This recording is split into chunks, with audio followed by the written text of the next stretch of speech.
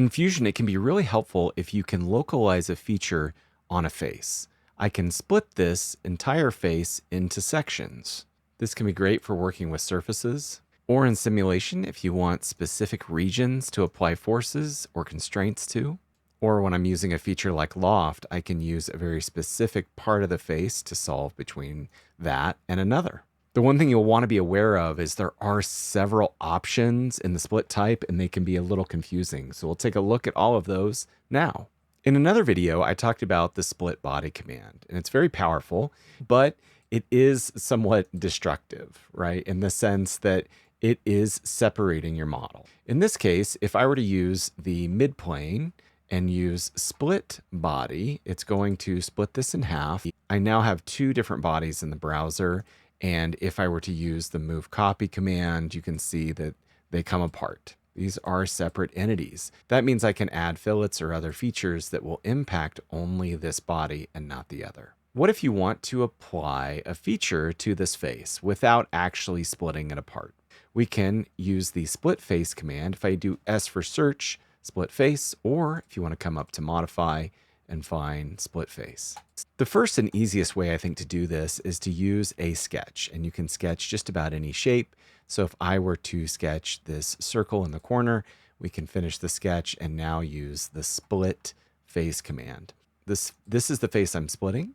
This is the sketch that we're using as a tool. You do have the option to extend this. In this case, it should matter. Click OK. You can see that I now have two different faces.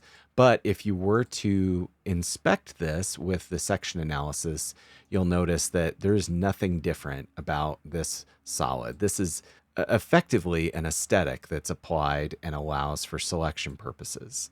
So what's nice about this is I can simply select this face and hit extrude, and it'll let me add depth or cut this away. When it comes to surface bodies, when you split this face, it's going to be the same way. You look at the bodies, there is still only one surface body, but it is selectable. If I were to use the delete key, it will remove that outer surface and trim that away for us. When it comes to simulation, if you split these faces, I've split this with circles, I now have easy selectable regions for the loads. If I choose these two faces, I now have two areas that can get this load. This allows me to be more accurate with my study. Now, what I like to think of when I'm sketching is this will be extruded as a surface and used as a tool to split this into faces. I have a sketch circle off in space.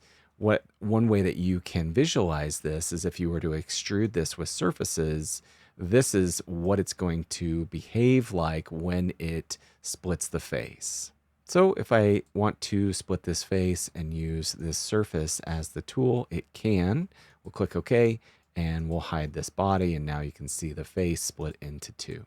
Now let's look at another option in the split face tool called a long vector.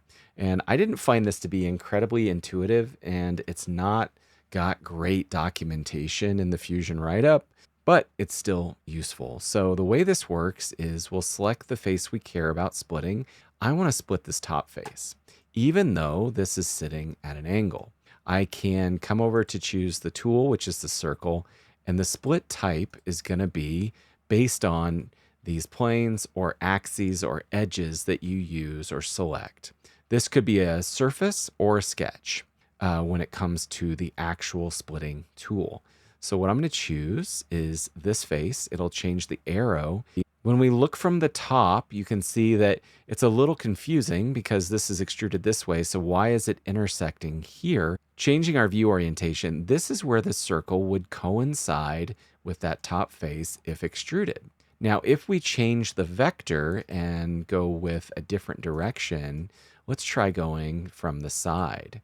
You can see that is where this circle, if we change our view, that's where this circle would coincide with this top face, allowing for a split. If we accept this, you can see it split into two faces on top.